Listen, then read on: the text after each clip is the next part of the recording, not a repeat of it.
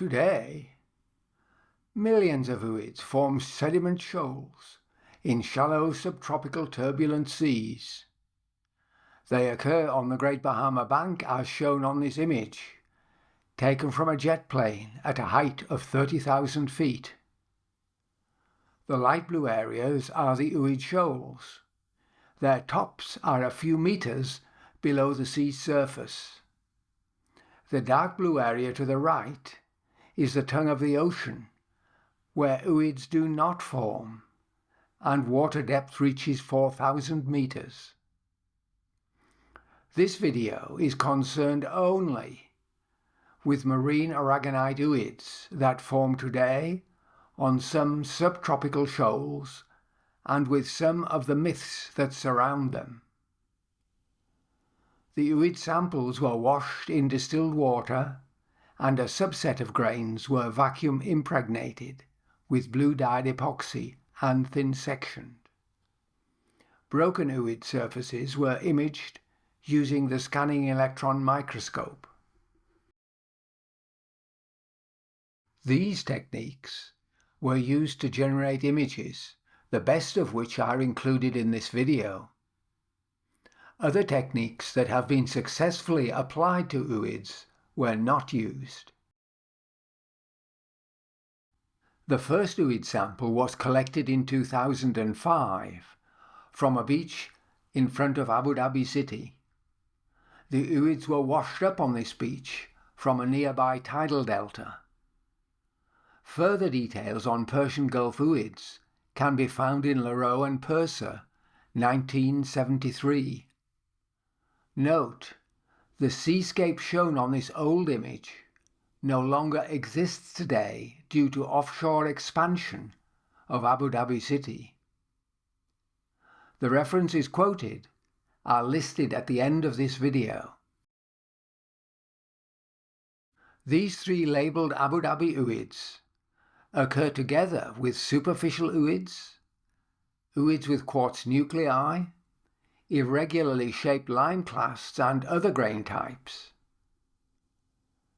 The environmental setting where these three ooids formed is different from where they were found, although the distance between the two is less than a kilometre. The second ooid sample was collected by Dave Budd in 1988 from the rippled surface of an ooid shoal close to Wood Cay, one of the Schooner Cays on the Great Bahama Bank.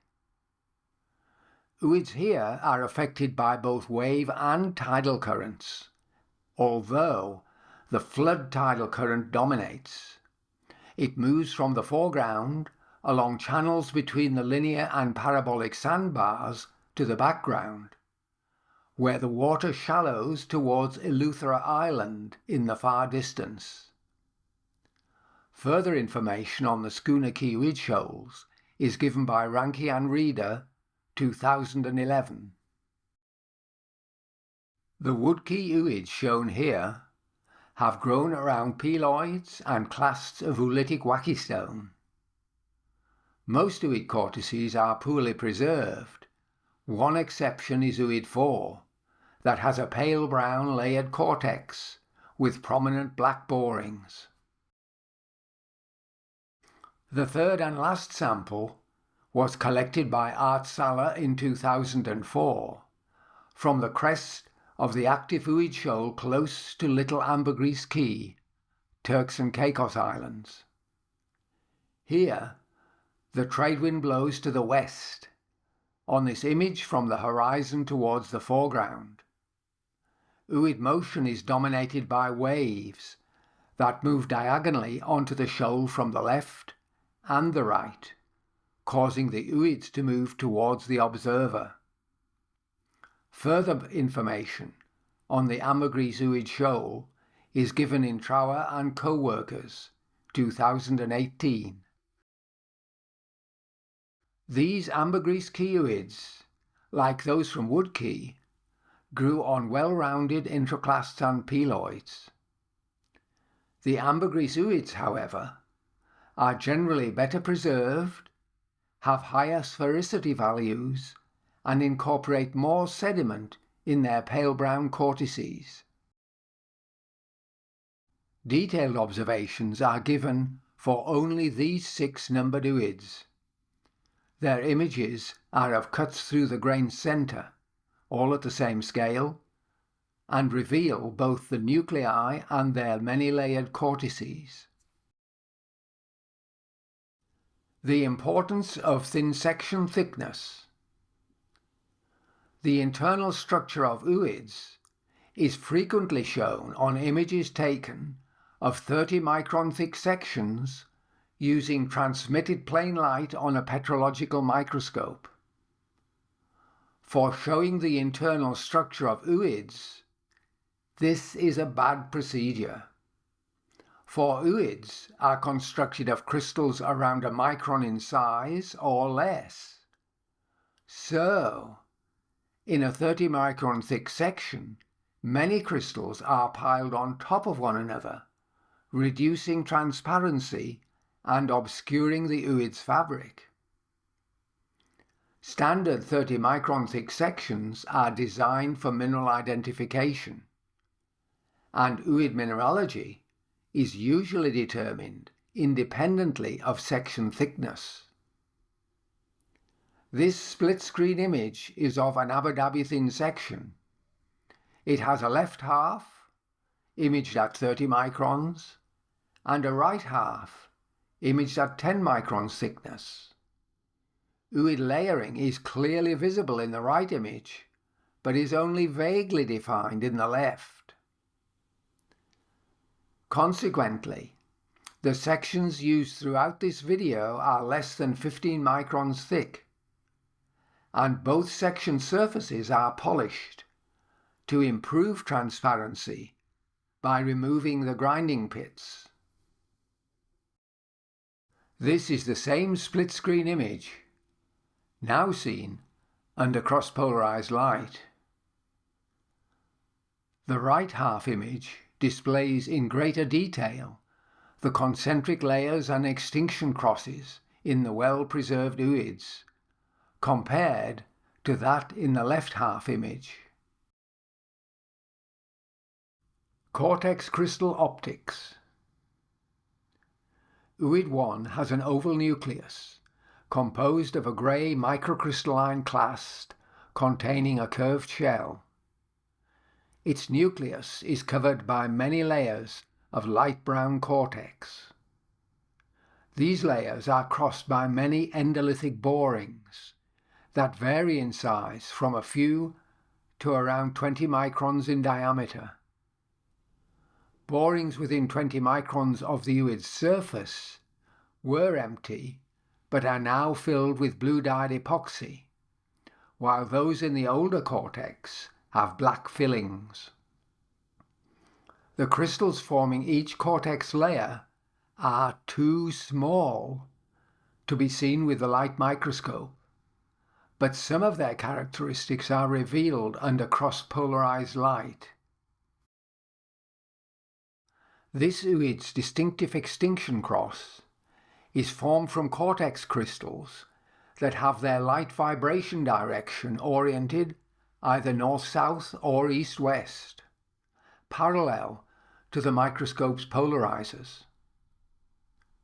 When the microscope stage is rotated, the ooid's extinction cross is always present. As the stage is rotated, some crystals move out of extinction, while others move in, as shown by the video on the left.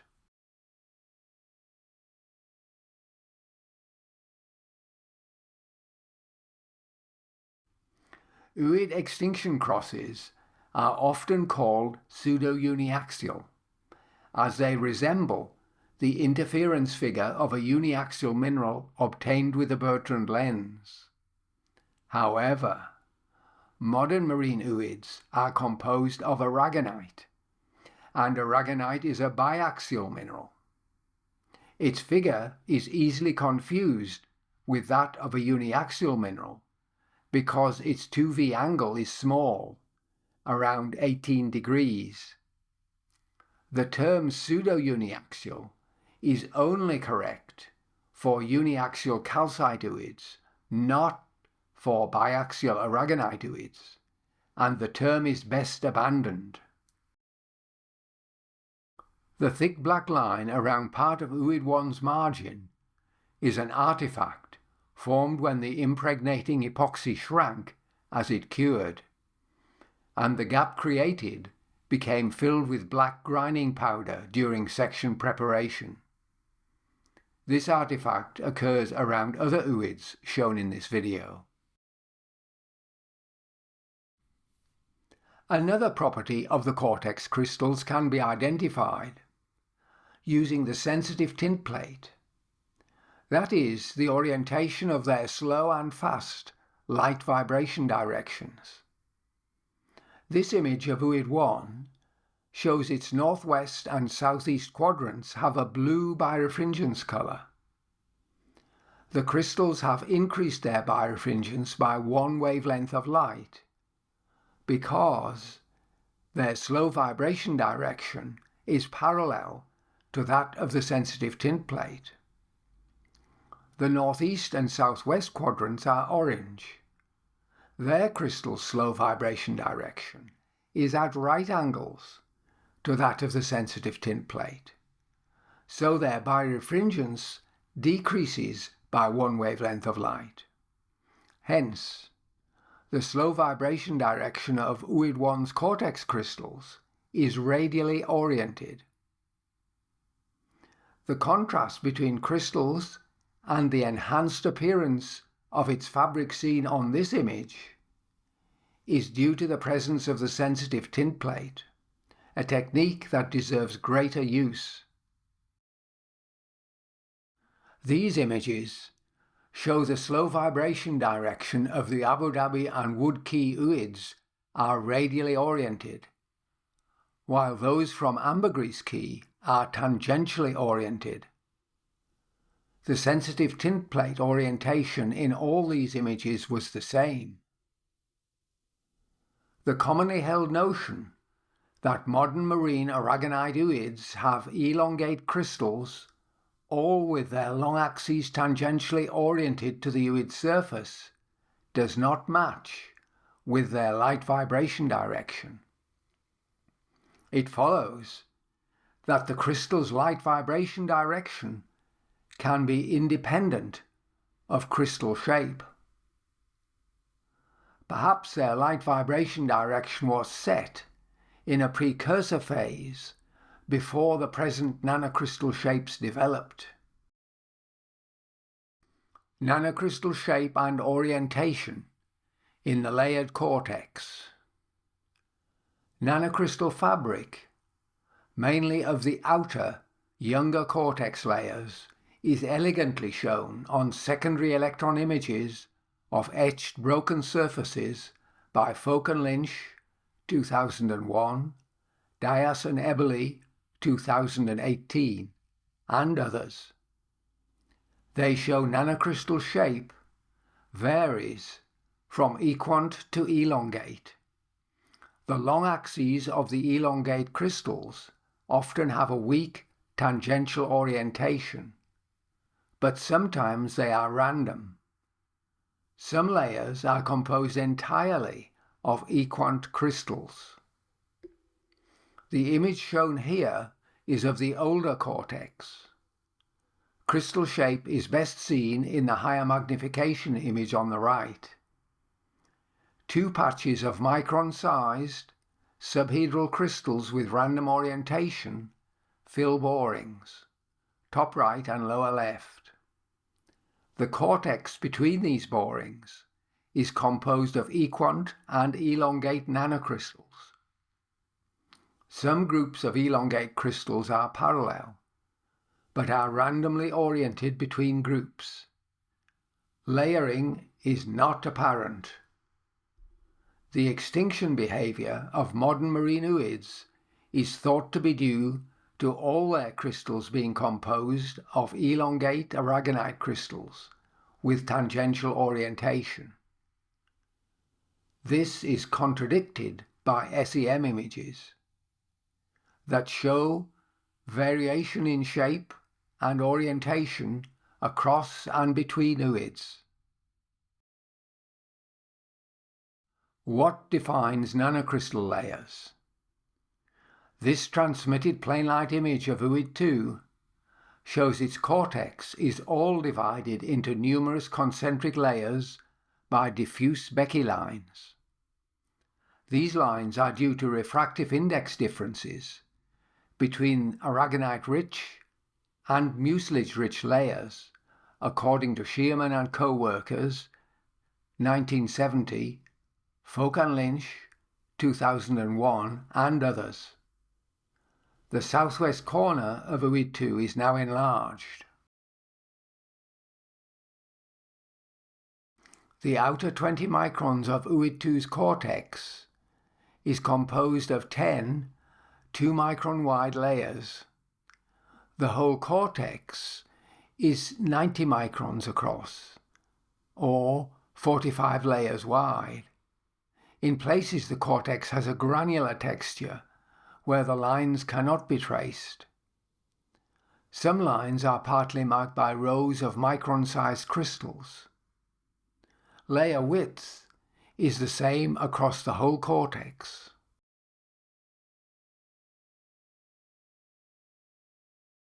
Reflected light images show a different aspect to ooids. They are also shown in Dugid in others, 2010.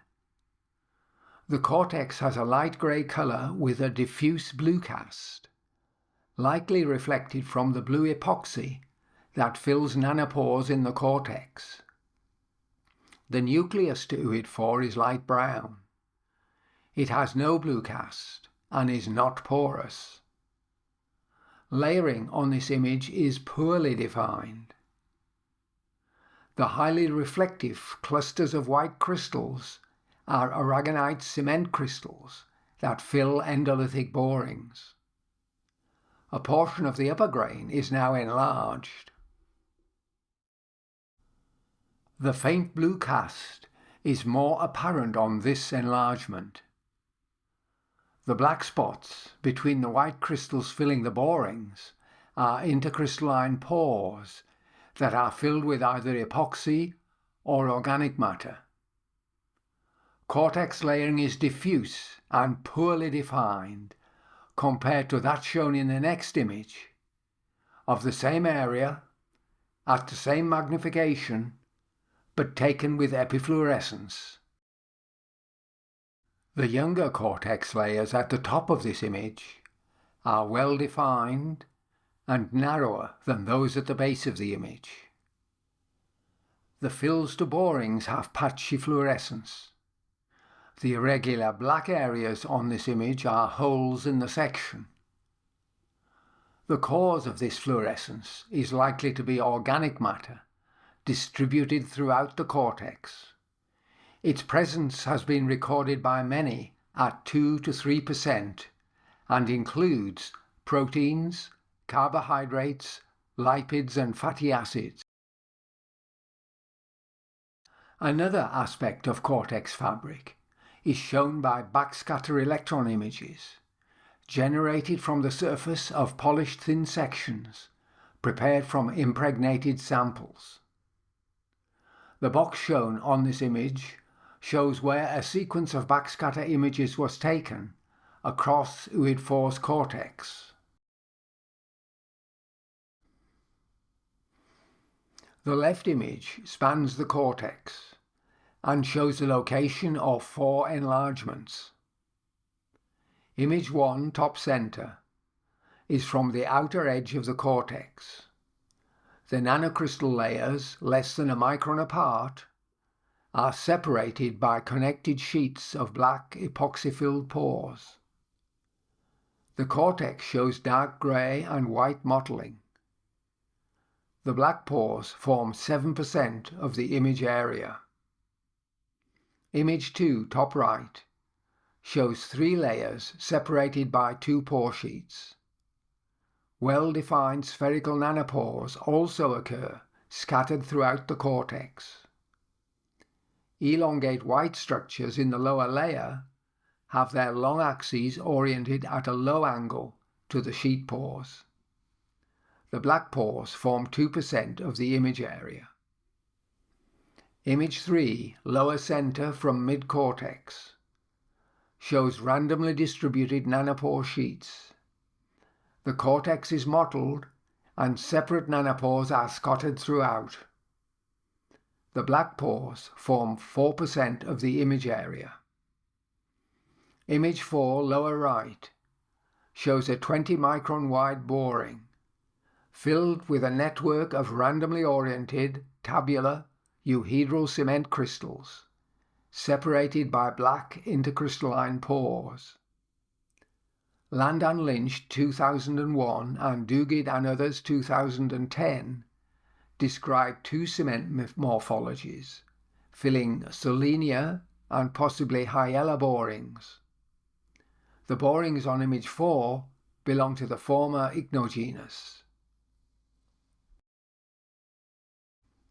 The backscatter image of Ooids 6 shows a different fabric. The location of two larger images is shown on the inset. The left image shows the heterogeneous nature of the outer 10 microns of Ooids 6's cortex. No organized sheet pores are present, but the orientation of white elongate nanocrystals is shown. The right image shows the mid-cortex, with concentrations of nanopores in diffuse lines parallel to the cortex layering. This layering is clearly cut by circular borings at the base of this image. They are filled with tabular cement crystals separated by black intercrystalline pores. Layering occurs across the whole cortex of Ooid 4, as seen on transmitted plane light and epifluorescence images.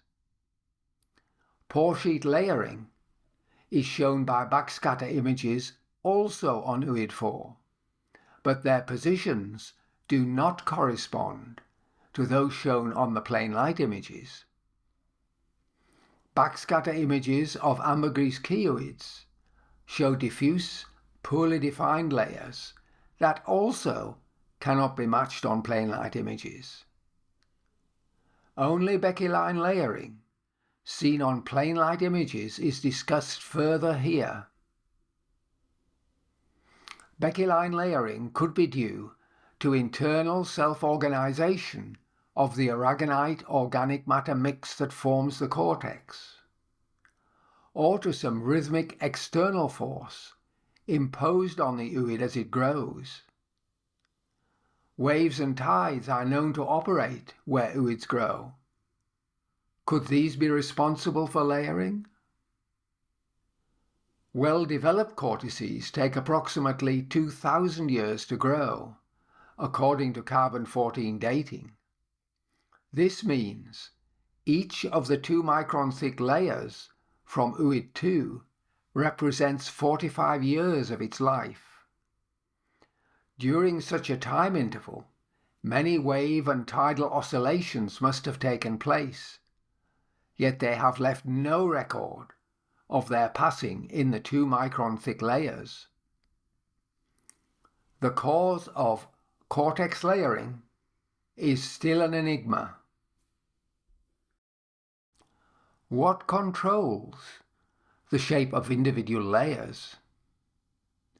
According to Trower and others in 2017, cortex growth is a balance between the addition of material to the ooid's surface and its removal by abrasion. The addition of material occurs normally over the ooid's entire surface, but abrasion is more selective. According to Sipos and others, 2018, as part of the bed load, ooids roll or slide past one another, friction leading to grain flattening or thinning. But in suspension, grains collide, their impacts removing more material from convex surfaces, causing the grain to maintain or increase its sphericity. Changes in the sphericity and roundness are shown here on successive layers added to Ooid 2's four-sided nucleus. The first layer is discontinuous. It occurs in depressions on the nucleus's flat surfaces and pinches out around its sharp corners. The next few layers thicken over flat surfaces and thin over sharp corners. The corners are gradually smoothed out with each new layer until a round spherical shape is achieved. The last layers of Ooid 2 are approximately circular and are of constant thickness. The increasing sphericity and roundness of these Ooids' cortex layers are compatible with being shaped by impacts during suspended transportation. Does layer thickness vary systematically across the cortex? Sipos and others in 2018 noted that as the mass of Ooids increase with growth, so the force of their impacts should increase, causing successive layers to become progressively thinner. Batchelor and others also in 2018 suggested reduction of layer thickness with growth was due to a reduction in the supply of nutrients. Both these groups used single examples of ancient Ooids to illustrate their ideas. The mechanisms they propose should apply to all Ooids, but ancient Ooids and most modern Ooids have layers of constant thickness across the whole of their cortices. How are uniform layer thicknesses maintained despite changes as Ooids grow? Is this just a matter of how layer thickness is perceived? A different layer pattern is shown by Ooid 3. The first few cortex layers were deposited on an irregularly shaped, coarsely crystalline nucleus. One end of this ellipsoidal grain then broke off and was lost, while the larger fragment continued growing to form Ooid 3. After the break, successive cortex layers gradually smooth out the broken surface until the grain becomes spherical. An added complication to Ooid 3 is the presence of sediment sandwiched between some of its accreted layers. These features are more apparent under cross polars, with the sensitive tint plate engaged. The uniform blue and orange silky birefringence colours seen on this image are confined to the nanocrystal layers. The break in growth that occurred is highlighted by the non-concentric arrangement of these layers around the broken surface.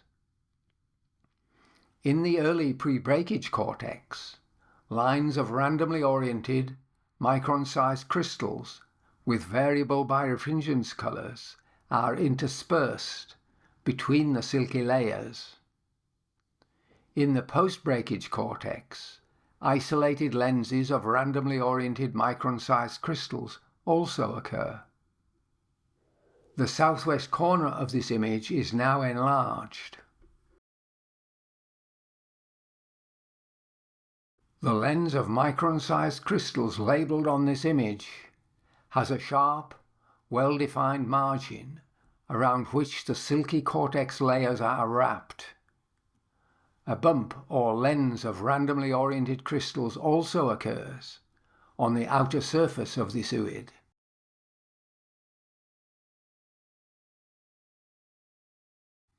Is sediment present between the nanocrystal layers of some Ooids? As long ago as 1879, Sorby proposed the cortex grew by repeated addition of sediment that became attached to the Ooid's surface as they rolled around on the seafloor. His snowball hypothesis does not explain the complex fabric found in nanocrystal layers, and consequently has been rejected by many. However, his hypothesis is still appropriate for sediment incorporated in ooid cortices. Ooid 5 has abundant grey sediment sandwiched between its anastomosing network of pale brown nanocrystal layers.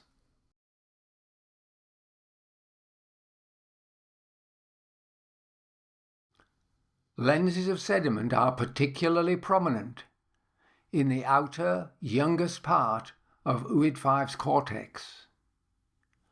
The inner surface of many of these lenses have sharp, conformable contacts with underlying nanocrystal layers. Their outer surfaces bulge away from the concentric surfaces. The last sediment lens on Ooid 5 forms a bump on its southwest corner.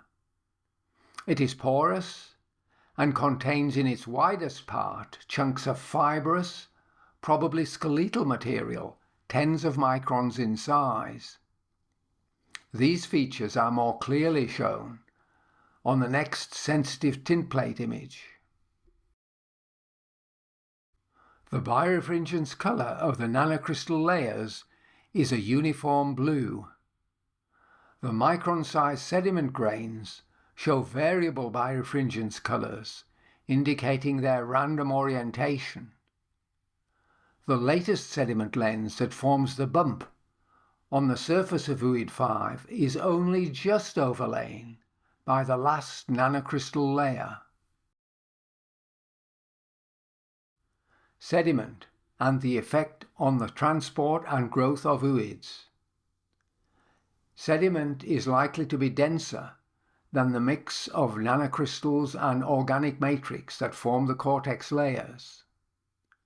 If so, this difference will affect the ooid's hydrodynamic behaviour. For instance, two ooids of the same size, but with differing amounts of incorporated sediment, will have different masses, and so will behave differently during transportation. The erratic incorporation of sediment wedges on Ooid 6's cortex will move its centre of gravity. After the first wedge was emplaced, further wedges are preferentially placed in similar positions. The incorporation of these wedges has caused the cortex to become progressively less spherical as growth proceeded, opposite to the increased sphericity expected from grain collisions during suspended transportation. Sediment abundance and environmental setting. Sediment wedges are more abundant in Ooids from the Ambergris Cay shoal than in Ooids 2 and 3 from Abu Dhabi. Is this related to their differing energy regimes? The volume of sediment produced by grain collisions might be expected to be greater in high energy sites, with increasing force and frequency of impacts. The experimental work of Trower and co-workers in 2017 has shown that the volume of sediment removed by abrasion from the Ooid surface is greater than that added by its growth. What happens to all this sediment? It may remain in suspension while abrasion is occurring, but what happens when the current strength drops? Ooid alteration, and what is it called? Recrystallization is often used to describe the alteration of ooids. Recrystallization is one of a series of processes included under the umbrella term diagenesis. Diagenesis is often defined as processes that affect sediment after it has reached its final resting place.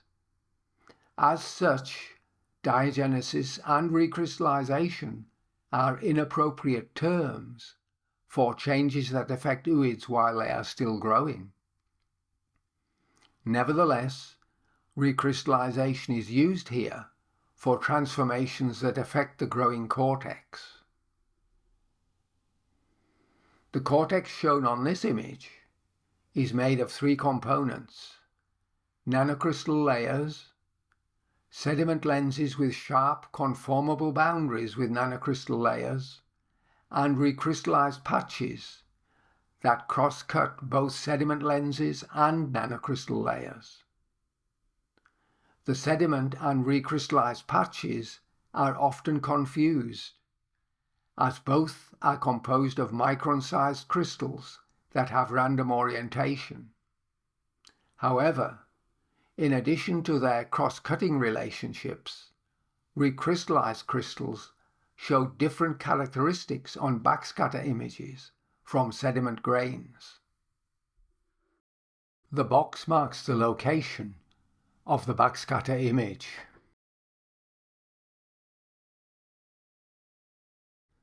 This image shows where recrystallization has produced cortex crystals that are approximately circular, around 10 microns in size, and their dark grey outer fretted margins suggest they formed by the amalgamation of several radially oriented subcrystals.